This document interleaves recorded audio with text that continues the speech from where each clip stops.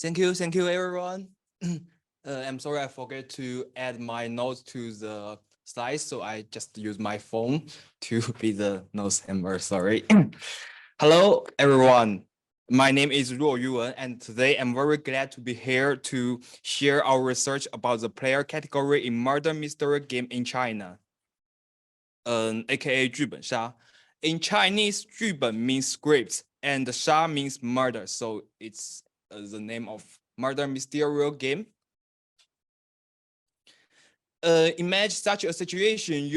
You've worked hard for 5 or even 6 days. You are physically and mentally exhausted and ready to take a real weekend to relax. Suddenly, a friend said to you, "Go. Here's a new piece of documents that we need to read carefully together and then rank our brains to analyze together. It will only take you about 4 to 6 hours.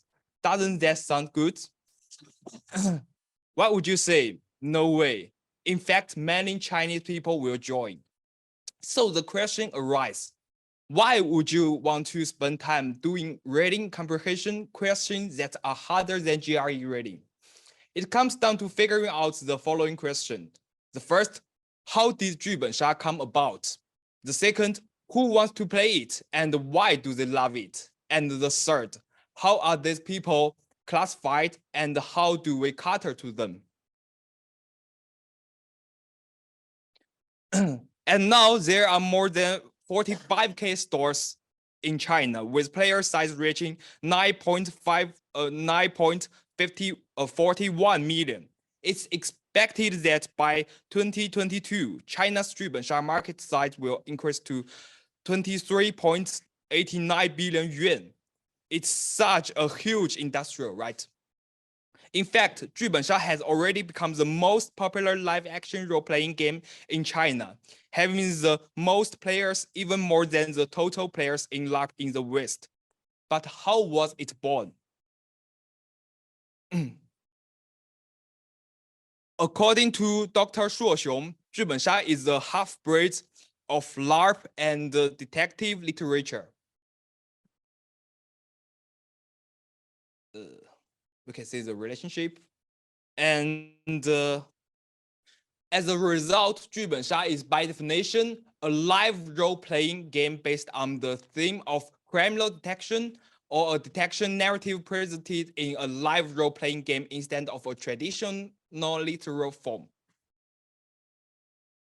So here is the history of 剧本杀, aka murder mystery games.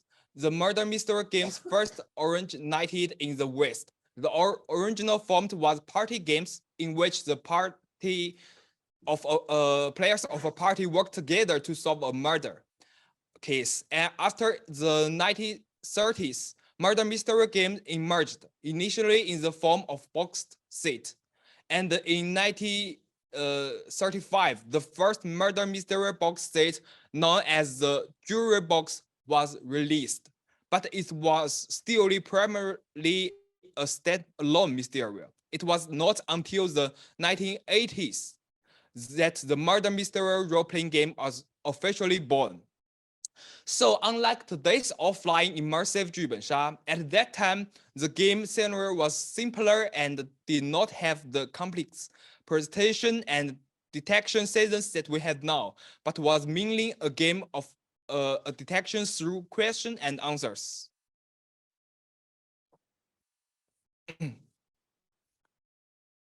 So then it comes to the history of 剧本杀 in China. In 2013, a murder mystery game named This Will White, which I think most of us maybe have known about it, was imported in China, seen as a origin of 剧本杀. But this kind of game was not drawn too much attention until 2016, when Mango TV in China released a variety program named Who's the Murderer, which was imported from JTBC, South Korea, pushing 剧本杀 to become one of the most popular entertainments among young people. In particular, Chinese young population doesn't have the party culture such as the young people in Western country, and the young people are more interested in meeting up for some practical fun other than alcohol. So here's the first version of Jubensha, you can say that it's the death wears white. It's a standalone box game box set. And then it comes to the second area, which we have many online apps in China, which means you can play with strangers at any time and in any places. It's very convenient for the players. And then we have some traditional sandbox set with a substantially more difficult narrative and performance, as well as reasoning. And then we have some live action immersive version. You can see some pictures here that players will play in a very immersive environment and dress up. And then after the pandemic of COVID-19, we come to the third area, which we have many significant increase in game length and difficulty. For the game time, the first version always is 1 to 2 hours, and the second version is 3 to 5 hours. Then comes to the third version, we have 5 to 6 hours. It's half a day, and there are more literal complexity such as narrative tricky. So here is the basic process of Jubensha. You can see that we have mailing states that preparing, beginning, start, analyze, voting, and the final is the ending states which people say together and reverse the whole game.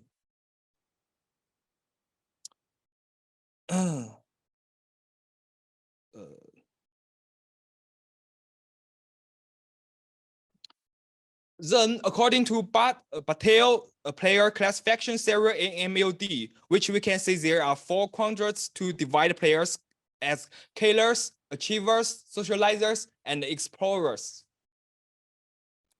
We also have Zheng serial in RPG. Game is expressed by computation among participants. Simulationism is expressed by enhancing one or more of the list elements in stage 1 above. Narrativism is expressed by the creation by role-playing of a story with a recognizable theme. So we use these 2 serial and to make our own research. We use X access to represent the object of the game. Left means player in MMG would pay more attention to interaction and socialization with real players rather than the game and the story. Right means player pay more like immersing in the game world and they do not care too much about who they play with. And we have Y, which represents the goal for the game. Left means player in MMG enjoying the excitement of overcoming other. They play games for win. Right means players just play for experiencing and do not like competition in game, or they do not care the outcome of the game.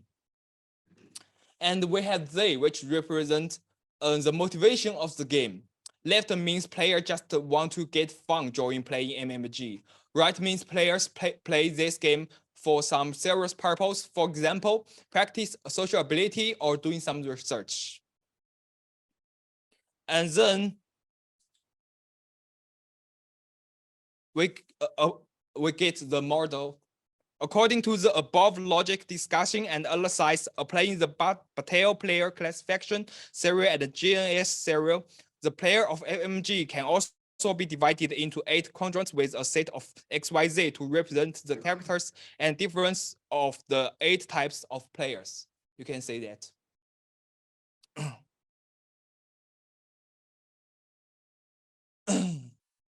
Actually, I have made some changes in the conclusion, and as a result, there are many different scripts on the market with good and bad reviews.